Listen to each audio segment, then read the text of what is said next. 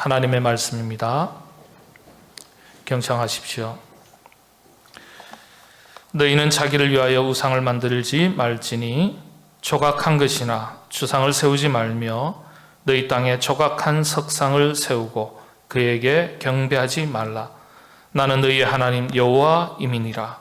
너희는 내 안식일을 지키며 내 성소를 경외하라. 나는 여호와이니라. 아멘. 오늘은 광복 76주년을 맞이한 날입니다. 일제 36년 동안 나라를 잃고 순환을 당했던 치욕의 역사를 끝내고 주권을 다시 회복한 날입니다. 다시는 민족의 비극을 되풀이하지 않도록 투철한 역사의식과 공동체의식을 가지고 우리 모두 나라를 잘 지켜갈 수 있어야 하겠습니다. 무엇보다도 이런 일에 교회가 앞장서고 먼저 믿은 우리 그리스도인들이 앞장설 수 있어야 하겠습니다. 가슴 아픈 역사가 있었지만은 사실 우리나라는 대단한 나라입니다. 우리가 안에서는 서로 지지고 볶고 아주 서로 다투고 하지만 대단한 게 무엇이냐면 1945년 세계 제2차 대전이 끝난 뒤에 세계 여러 곳에서 신생 나라들이 독립하기도 하고 다시 세워지기도 했습니다. 이후에 새롭게 독립하거나 생긴 100여 개의 신생 독립국가 중에서 선진국에 올라선 나라는 두 나라밖에 없습니다. 싱가포르와 우리나라입니다. 우리가 신문과 TV를 보면서 야, 나라가 왜 이 모양이냐, 참 정의와 공정이 아직도 흔들리는 거 아니냐, 이렇게 여러 가지 안타까운 말을 하고 짜증을 내기도 하지만은, 그러나 사실 세계적인 안목에서 볼 때는 우리 대한민국은 대단히 성공한 나라에 속합니다. 말씀드린 대로 여러 가지 모순과 갈등이 있지만은 또 부정부패 얘기를 하고 있지만은 한국은 아시아에서는 물론이고요, 세계에서도 아주 모범적인 국가에 해당합니다. 세계대전, 2차 세계대전 종전 후에 선진국에 올라서고 또 세계가 부러워하는 이 나라가 되었으니까 우리 스스로 국민들이 자부심을 가지고 또 이런 나라를 더 멋진 나라로 든든하게 세워나가고 또 지켜나갈 수 있어야 하겠습니다. 성경은 그리스도인으로서 교회와 나라를 세우고 지키는 영적인 원칙에 대해서 분명하게 가르쳐주고 있습니다. 특별히 레위기가 그 기준이 됩니다. 일본이 낳은 세계적인 성사학자 우치무라 간조, 이분의 이야기를 제가 자주 말씀을 드립니다. 참 제가 아주 존경하는 분 중에 한 분입니다. 아주 참 글을 읽으면 읽을수록 참 마음에 감동이 되고 동의가 되고 그렇구나.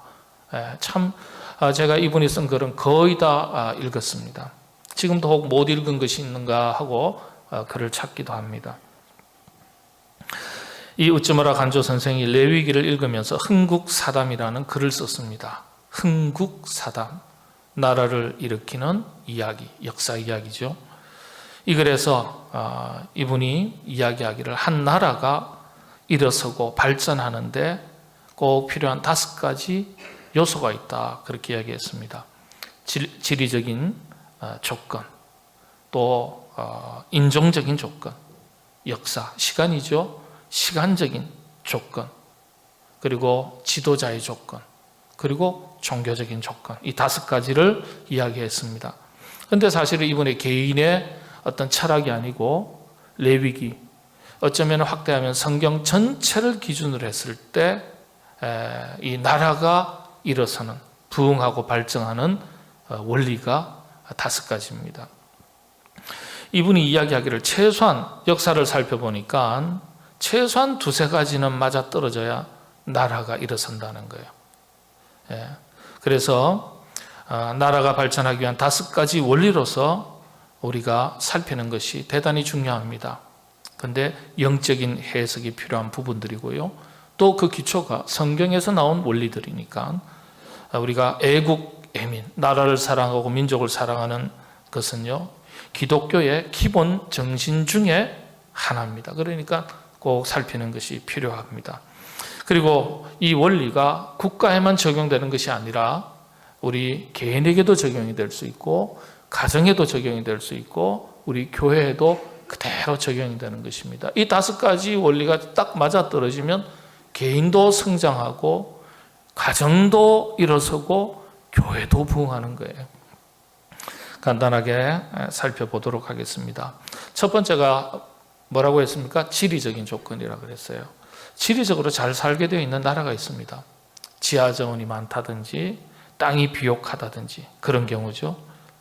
우리나라도 지리적인 환경적인 조건을 본다면 우리가 자원이 있습니까? 뭐 그런 얘기하지만은 우리가요 지리적인 관점에서 보면은 대단히 좋은 나라입니다. 복받은 나라예요. 전 세계에 잘 사는 나라들을 쭉 주류들을 보면요 온대성 기후입니다. 온대성 기후. 저 극지방이나 저 적도 지방에서 잘 사는 나라 있는 거 보셨습니까? 완전 거의 없어요. 그러니까 우리가 복받은 나라예요. 금수강산. 이 나라에서 태어나고 이 나라의 국민이 되고 이 나라에서 신앙인이 되었다는 것 자체에 대해서 우리가 감사할 수 있어야 합니다. 그래서 성경에도 보면요 하나님께서 영적 성장과 발전을 위해서 개인이나 공동체의 그런 지리 환경적인 조건들을 바꾸시는 이 이야기 경우들을 참 많이 보게 됩니다. 예를 들어서 하나님께서 아브라함에게 어떻게 말씀하셨어요? 갈대아 고향 땅 갈대아 우르를 떠나서 내가 내게 지시할 땅으로 가라. 그렇죠? 그리고 이스라엘 백성들에게 출애굽해서 가나안 땅으로 가라 하신 것. 그렇죠? 예. 하나님 역사의 지리 환경적인 조건을 바꾸는 이야기가 그냥 기록된 게 아니에요. 환경의 변화를 통해서 자기 성장 혹은 영적 성장을 이렇게 나가도록 하시기 위해서 그렇게 하시는 거예요. 외부 환경 때문에 성장이 방해받고 제한되는 경우가 참 많습니다. 이런 외적인 조건, 지리 환경적인 제약들을 극복해 나가는 것이 참으로 중요합니다. 그런데 이 조건을 우리 개인 신앙에게 적용하고 교회에 적용할 수 있습니다. 어떤 말씀이죠? 어떤 뜻이죠? 우리 자신의 영적인 성장과 발전을 가로막는 환경을 과감하게 변화시켜 나가고 제거해 나가고 바꾸어 나가는 것, 극복해 나가는 것.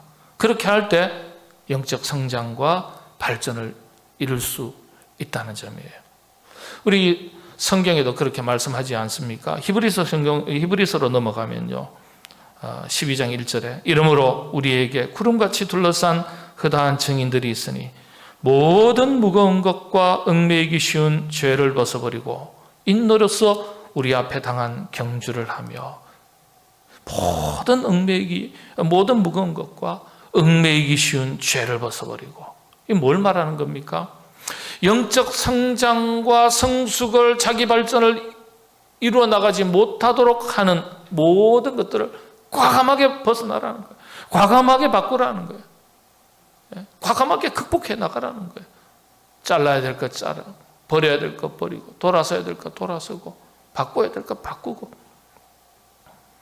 내면의 사고방식이든지 주변의 환경이든지 아니면 뭐 지극히 작은 하나 묵은 생활 습관이든지 자기 영적 성장과 발전을 가로막는 얽매이기 쉬운 모든 그런 환경과 장애물들이 있다면 과감하게 벗어나고 과감하게 바꿔나갈 수 있는 저와 여러분 우리 모두가 되시기를 바랍니다. 그래야 열매가 있는 거예요. 두 번째는요 인종적인 조건이라고 그래요. 사람에 대한 조건입니다.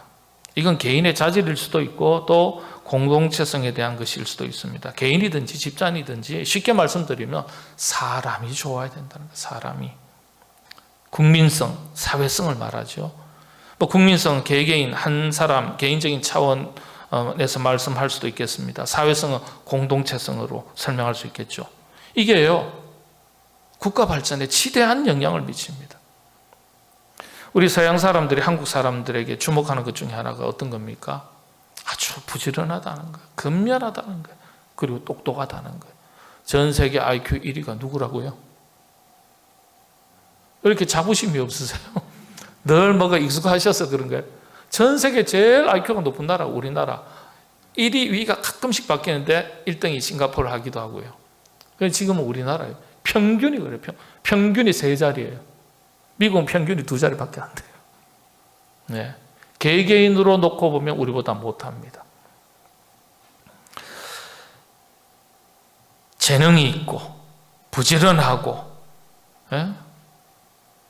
미국의 명문대학에 우수한 학생들, 중국, 인도, 우리 한국 학생들이 많은데 그 중에서도 참 단연코 두각을 나타내는 학생이 우리 한국 학생이에요. 단점이라면 혼자서 잘한다는 거. 개인으로서는 우수한데 팀으로 할 때는 개인 수준만큼은 못 따라간다는 거예요. 다시 말씀드리면 같이 하니까 뭐 수준이 영 떨어지는 게 아니라 개인이 아주 잘하는데 그만큼 가지는 못하더라는 거예요. 개성이 뭐 강해서 그런지 모르겠습니다. 근데 이런 단점을 극복할 수 있는 비결이 있습니다. 그게 뭐냐? 바로 우리 기독교예요. 기독교 정신이 이런 단점, 한계를 극복하는 데 힘을 제공합니다. 어려서부터 교회에서 자라나고 사회나 다른 곳에서 얻지 못하는 이 공동체 생활, 더불어 함께 살아가는 공동체 정신을 우리 교회가 철저하게 강조하고 실천하도록 하지 않습니까? 그래서 우리 자녀들을 교회에서 이 신앙 공동체 생활을 경험하고 배운다는 건요, 매우 중요한 겁니다. 교회에서 경쟁하도록 하는 게 아니라 더불어 함께 살아가는 신앙생활을 강조하니까 사회성이 길러지고 관계성이 길러지고, 예? 이게 결국은 개인을 넘어서서 나라 발전에도 기여하게 되는 거예요. 여러분, 코로나19 상황에 우리 교회학교 어린 자녀들이요, 1년 6개월, 앞으로 좀 더 가면 2년이 될지도 모르겠습니다. 2년으로 끝나면 다행이에요. 여러분, 우리 어른들이야 30년, 40년, 뭐 50년, 60년, 70년 살아오면서 다 굳어져 있지만 우리 어린 자녀들은 이 성장 시기에 그렇지 않습니까? 영유아 유치부에서 아동 청소년들 마치 찰흙과 같은 시기예요. 찰흙과 같은. 성품이 다듬어지고 인격이 다듬어지고 세계관, 인생관, 신앙관이 빚어지는 때 아닙니까? 말랑말랑할 때죠. 예? 어른들 인생 40년, 50년 산 사람의 입장에서 1년, 2년은 그냥 지나갈지 모르지만은 우리 자녀들은 성장의 시기이기 때문에 이때 이 참 잘 다듬어져야 되는 거거든요. 이때가, 이 시기가 얼마나 중요한지 몰라요. 그런데 우리 자녀들에게 1년 6개월이라는 시간은요, 너무나 소중한 시간인 거예요. 그 시간을 놓쳐버리는 거예요. 그 시간을 잃어버리는 거예요. 엄청난 손실의 시간인 거예요. 우리 자녀들이 잘 길러져서 교회의 미래의 기둥이 되고 나라와 민족의 미래의 기둥이 되는데 이 시기가 잃어버린 시기가 되는 거예요. 부족한 시기가 되는 거예요. 참 안타깝습니다. 네. 어느 시대나 여러분 그 시대를 이끌어가는 나라와 민족이 다 있게 마련이지 않습니까? 네. 그런 인재를 우리가 길러내야 되는데 참 안타까워요. 요즘 시대 성공하는 사람들의 자질을 연구할 때 이런 연구 결과가 보고가 있습니다. EQ, RQ가 높은 사람들이에요. RQ, 성공하는 사람들이. EQ는 Emotional Quotient라고 그래서 감성지수를 말합니다. 3가지가 기준이 돼요. 사회성, 그리고 인내심, 그리고 자기 절제, 자기 조절 능력. 특히 자기 정서와 감정에 대한 자기 조절 능력이에요.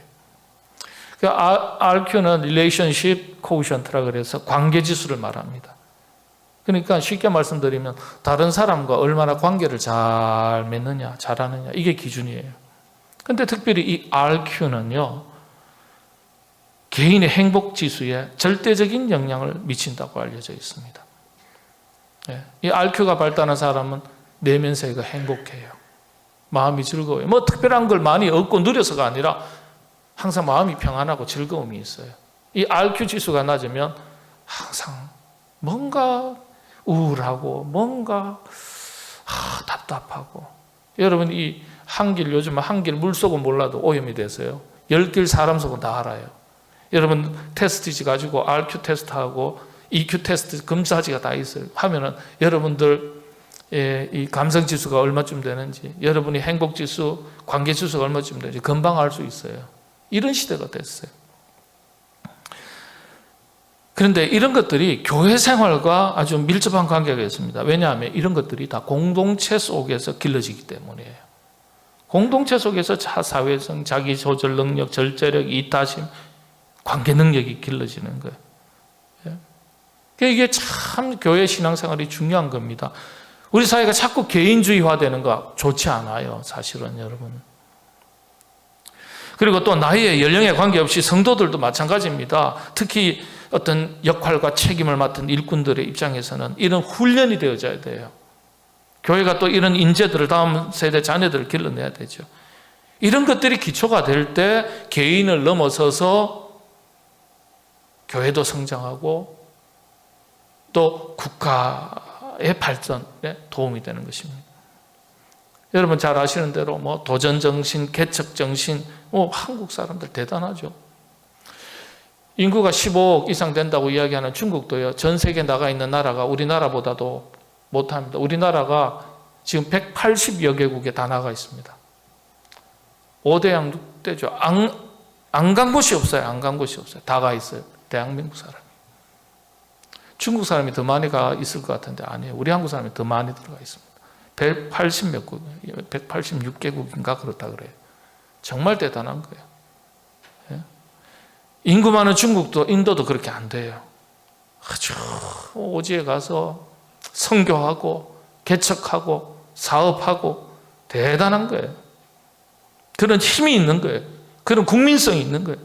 그런데 이런 국민성을 나라가 잘 뒷받침해 줄 수 있어야 되죠. 그런데 우리나라가 국민 개개인을 보면 참 대단한데 정치자만 붙으면 이게 이상해져 버려요. 정치 지도자들의 수준이 거기에 미치지 못하는 것 같아요. 누가 신경 써야 되겠습니까? 교회가 정치하자는 것이 아니라 그런 국민성의 정신적, 영적 에너지를 불어넣는 역할을 할 수 있어야 된다는 거예요. 그런 순기능을 감당할 수 있어야 된다는 거예요. 말씀드린 대로 어느 시대나 그 시대를 이끌어가는 나라와 민족이 있기 마련입니다. 우리나라가 하나님 역사에 쓰임받을 수 있는 나라와 민족이 되는 것에 우리가 욕심을 좀 내야 돼요. 그러기 위해서 교회가 영적으로 건강하고 시대 정신을 이끌어갈 수 있어야 됩니다. 여러분 시대 정신은요, 우리 그리스도인이니까 어디에서 시작됩니까? 성경으로부터 나오는 거예요. 성경의 정신으로부터.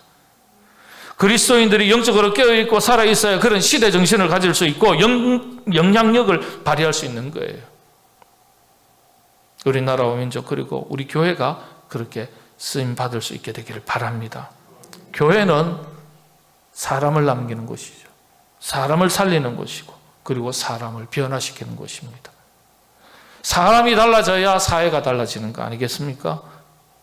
그래야 나라가 달라지는 거예요. 그런데 그 시작은 그리스도인인 우리 자신이 먼저 시작하는 거예요. 우리가 먼저 변화하는 거예요. 시대를 새롭게 하고 나라를 든든하게 세워나가는 일은요, 우리 자신의 변화에서부터 시작되는 거예요. 내가 변하지 않는데 우리 가정이 어떻게 변하고 내가 변하지 않는데 우리 교회가 어떻게 변합니까? 우리 교회가 변하지 않는데 세상이 어떻게 변합니까? 그러니까 우리가 먼저 영과 홍과 육, 명성, 정신세계 그리고 생활 이런 측면에서 날마다 새로워질 수 있어야 되겠죠. 그런 일에 여러분들 아름다운 열매가 있으시게 되기를 바랍니다. 세 번째 조건이 역사적인 조건, 시간적인 조건. 여러분 성경에 보면 때를 강조하죠. 때가 참에 때가 이르니 아직은 내 때가 아니니라. 나라가 일어서는데도 다 때가 있습니다. 나라만이 아니에요. 우리 개인도 마찬가지고. 공부하라 하는데 공부해야 될 때 안 하고 나중에 가서 나중에 공부해 보세요. 머리에 들어오나? 안 들어와요. 공부도 다 때가 있는 거예요. 일본이 망했는데 일어나게 된 계기가 1950년 6.25 전쟁 때문에 일어나게 됐다 그러죠. 이 점에 대해서는 일본도 인정합니다. 한국도 마찬가지예요. 월남전 때 어느 정도 기반을 잡았죠. 두 번째 기회가 왔는데 그 시점이 88 올림픽 때라고 얘기합니다. 그때 더 빨리 일어설 수 있었는데 그때는 정치 지도력이 좋지 않았어요. 우리 한국 사회가. 그래서 주춤했던 기간이 있었습니다. 중국이요, 잠자던 사자가 갑자기 깨어난 때가 언제인 줄 아세요? 2008년도 올림픽입니다. 그 올림픽을 기회로 삼았다 그래요. 그건 중국이 본인들이 얘기한 거예요. 그 이후로부터 본격적으로 중국이 일어섰는데 참 이런 흐름이 있습니다. 때가 참 중요해요. 지금 어느 때입니까? 우리가 그리스도인으로서 교회 입장에서 지금 참 큰 위기와 도전의 때입니다. 코로나19로 인해서 지금 한국 교회, 기독교 100년사의 교회의 영적 부흥과 성장의 큰 도전, 위기, 전환점을 맞이하게 됐습니다. 다시 한번 우리가 이런 위기 속에서 영적으로 무장하고 일어서느냐, 아니면 사회로부터 날카로운 비판 속에서 주저앉느냐 하는 기로에 서 있습니다. 개인의 신앙에 있어서도 큰 위기와 도전을 맞이했죠. 예배생활 자체가, 신앙생활 자체가 근간이 흔들려 버렸으니까. 성경은 수많은 위기 속에서 그 위기를 극복해 나갔던 믿음의 선조들의 이야기를 담고 있습니다. 이런 것들을 거울 삼아서 이럴 때 우리 그리스도인들이 마음을 다잡아야 돼. 이런 위기 때, 도전이 있을 때 잘하면 다시 일어서게 되고, 영적 부흥을 위해서 또 재도약의 발판과 기회가 될 수 있다. 이런 의지를 가지고 있어야 돼. 그런 의지가 없으면 어떻게 됩니까? 쉽게 위기의 도전 앞에 휩쓸려 버리게 되는 거예요. 그러면 교회가 힘을 잃어버리고 주저앉게 되는 거예요. 교회가 힘을 잃었다는 것은 그리스도인들의 개개인의 신앙의 영적 힘을 잃었다는 얘기예요. 우리가 심각하게 생각해야 돼요. 여러분들, 이 위기가 새로운 영적 부흥과 성장에, 교회는 두말할 것 없고 나라와 민족도 마찬가지고 여러분 가정도 마찬가지고 여러분의 개인도 마찬가지고, 오히려 이런 도전과 위기 앞에서 잘 극복해서 영적인 성장과 성숙을 이루어가는 기회가 될 수 있으시기를 바랍니다. 네 번째가 지도자의 조건 그랬습니다. 아무리 나라가 크고 인구가 많아도 지도자가 시원찮으면 망하는 법이죠. 반대로 지도자가 바로 서면 일어서게 되죠. 여러분, 러시아하고 중국 한번 보세요. 러시아는 참 일어설 수 있었던 기회가 있었어요. 고르바초프 때. 예. 이 러시아 정교의 교인이거든요. 교인. 예. 어머니는 권사님쯤 됩니다. 어릴 때 가족들이 예배 드릴 때 아버지가, 어머니가 누가 오는지 예배 드릴 때 문 밖에서 지켜서라, 문 앞에서. 그러면서 예배를 드린 사람, 가정에서 자라나서 기독교 정신이 들어가 있었어요. 그런데 참 개혁이 주저앉았죠. 이후에 보리스 옐친이 등장하고 지금 뭐 푸틴인가요? 내내 그 이후로부터 러시아는 내리막길이에요. 반면에 중국 어떻습니까? 중국이 잠을 자다가 확 깨어난 시점이 있어요. 등속병. 키가 한 150밖에 안 되잖아요. 작은 거인이라는 별명이 붙었어요. 불과 20년 세월에 막 어간에 잠자던 사자가 깨어나서 G2가 된 거예요. G2가. 싱가포르 같은 경우는 이광요 수상. 그렇죠? 우리나라는 공과가 너무 양극단으로 나뉩니다만은 경제적인 측면에서는 박정희 대통령. 어떤 지도자가 세워지느냐에 따라서 나라가 흥하기도 하고 망하기도 합니다. 가정도, 교회도 마찬가지죠. 가장이 잘하면 가정이 살아나고요. 가장이 시원찮으면 가정이 주저앉는 거예요. 한국 교회도 마찬가지입니다. 한국 교회 우선 문제는 지도자의 문제죠. 성도들의 문제는 그 다음이에요. 한국 교회 지도자의 질적 수준이 너무 낮죠. 영적 수준은 물론이고, 저도 그런 점에서 참 찔리는 게 많습니다. 자질이 함량 미달인 경우가 대단히 많습니다. 그리고 목회자만 이야기하는 거 아니에요. 평신도 차원으로 넘어가면 아주 치명적인 약점들이 생겼어요. 예전보다 공동체 의식, 공동체성이 약하다는 것, 그리고 헌신도가 떨어진다는 것. 이 두 가지를 가장 큰 문제로 보고 있습니다. 여러분, 개인주의가 강해지면서 나타나는 현상이라고 분석했어요. 그래서 공동체의 결속력과 헌신도가 현대사회, 현대교회, 강한 교회의 기준이 됩니다. 양보다는 질이에요. 양보다는 질. 마지막 5번째, 종교적인 조건이에요. 그 나라와 민족의 주류 종교가 어떤 종교냐가 나라와 민족의 성장과 발전에 심대한 영향을 미치더라는 거예요.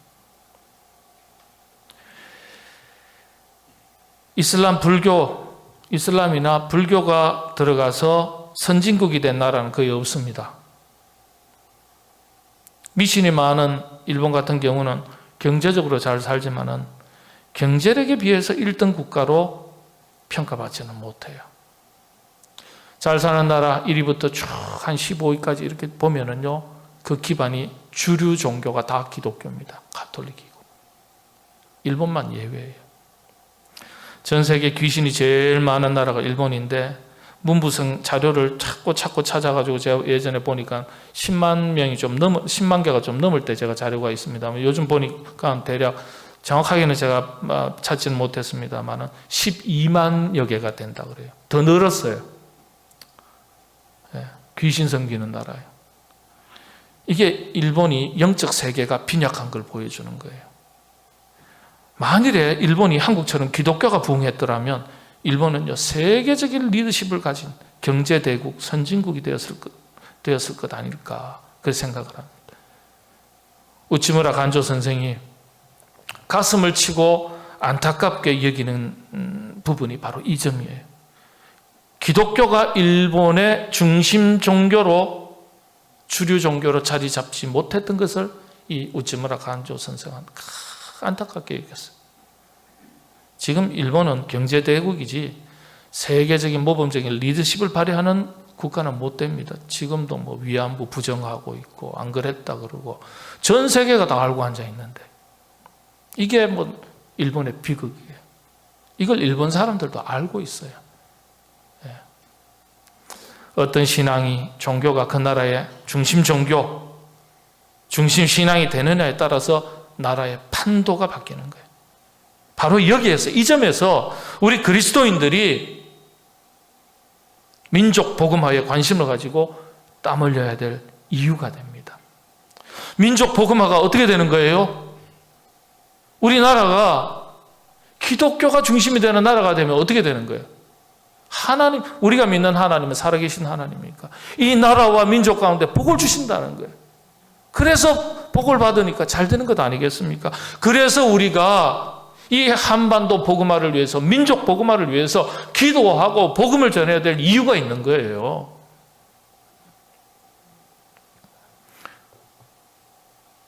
하나님 앞에 순종하면 복을 받고 불순종하면 망했던 것을 성경이 반복해서 보여주고 있지 않습니까? 그래서 여러분, 기독교가 100여 년 전에 들어와서 5천만 인구 중에 1천만 명이 기독교인이 됐다는 건 축복 중에 축복이에요. 축복 중에. 그런데 이 축복을 지금 이어갈 수 있어야 되는 거예요. 계속해서. 그 역할과 사명이 지금 이 시대를 살아가는 우리 교회와 그리스도인들에게 부여된 사명이자 책임이에요. 그런 인식을 가지고 신앙생활을 하셔야 된다는 거예요. 그런 인식을. 그렇지 않으면 우리 신앙이 개인주의에 갇혀버리게 됩니다. 기독교 신앙이 변질될 때 가장 안 좋은 쪽으로 변질되는 것 중에 하나가 신앙의 개인주의화입니다. 그게 기복신앙이에요. 개인적인 차원에서 구원받고 복받는 것에 끝나는 것. 이 기복신앙으로 들어가는 첫 번째 관문이에요. 가장 안 좋은 경우예요. 기복신앙, 신앙이 개인주의화가 되면은요, 나타나는 특징이 뭐냐? 복음의 사명에 대해서 그 열정이 사라지고 복음의 사명을 상실한다는 거예요. 교회와 그리스도인들의 존재 이유를 잃어버리게 되는 거예요. 그러니까 심각한 거죠. 여러분들, 나라와 민족을 위해서 기도 많이 하시고 많은 사람들에게 복음을 전해서 우리나라를 복음화 시켜나가는 일에 우리 교회와 저와 여러분, 우리 모두가 쓰임받게 되시기를 바랍니다. 말씀을 정리합니다. 나라를 세우고 교회를 세우고 개인을 바르게 세우는 원칙으로서 성경이 가르쳐주는 바, 그 핵심이 십계명입니다. 레위기 26장 오늘 읽은 본문이죠. 10계명을 요약한 구절이라고 평가합니다. 1, 2절이요. 이 짧은 구절 속에서 이렇게 나라와 민족, 교회를 세우는 그리고 지키는 핵심 비결이 담겨져 있는 거예요. 한마디로 하나님께서 일러주신 원칙대로 해야 됩니다. 오늘 본문이 그거예요. 10계명을 여러분 잘 아시다시피 하지 마라 하는 건 4가지예요. 그럼 하라는 건 몇 가지일까요? 계산이 안 되세요? 10가지 중에 하지 마라는 건 4가지니까 하라는 건 그러면 6가지예요. 설교가 길어서 좀 힘드신가 보네. 여러분, 이게 분명해야 돼요. 개인이 흥하고 망하는 것, 국가가 망하고 흥하는 것, 교회가 흥하고 쇠퇴하는 것, 성경의 답은 간단합니다. 순종하면 흥하고 불순종하면 망합니다. 다르게 해석할 필요가 없어요. 하지 말라는 것을 안 하고 하라는 것을 하면 개인도 복을 받고 나라도 가정도 교회도 복을 받게 되어 있습니다. 그래서 우찌무라 간조 선생이 성경책을 하나님 말씀을 정의할 때 이렇게 딱 정의했어요. 하나님 말씀에 대한 순종과 불순종의 이야기책. 참 멋있습니다. 하나님 말씀에 대한 순종과 불순종의 이야기책. 맞는 거예요. 1절이 핵심이에요. 교회와 나라, 개인이 복을 받는 비결입니다. 뭡니까? 1절 제가 읽겠습니다. 너희는 자기를 위하여 우상을 만들지 말지니 조각한 것이나 주상을 세우지 말며 너희 땅에 조각한 석상을 세우고 그에게 경배하지 말라. 나는 너희 하나님 여호와임이니라. 오직 여호와 하나님 한 분만을 섬기라는 거예요. 여호와를 경외하고 오직 그에게만 경배하라는 거예요. 그게 복이 된다는 거예요. 하나님 중심, 요즘 말로 말씀드리면 교회 중심, 말씀 중심, 예배 중심, 안식일 지키래요. 뭘 말하는 거예요? 주일 예배를 지키라는 거예요. 핵심에 우리 신앙생활에. 코로나19 시대 우리 개인의 신앙을 바르게 세워나가고 이 기초 위에 교회가 바르게 서가고 그리고 또 이 기초 위에 우리나라와 민족이 바르게 세워져 나갈 수 있도록 우리 모두 다짐하고 또 특별히 우리가 다짐할 때 하나님께서 우리 교회와 온 성도들에게 이 나라 이 민족 가운데 큰 은혜를 더해 주시기를 바랍니다. 기도하겠습니다. 하나님, 이 민족 가운데 복을 주시옵소서. 우리 교회에 복을 주옵소서. 우리 가정에 복을 주옵소서. 우리 먼저 믿은 하나님의 백성들에게 복을 주옵소서.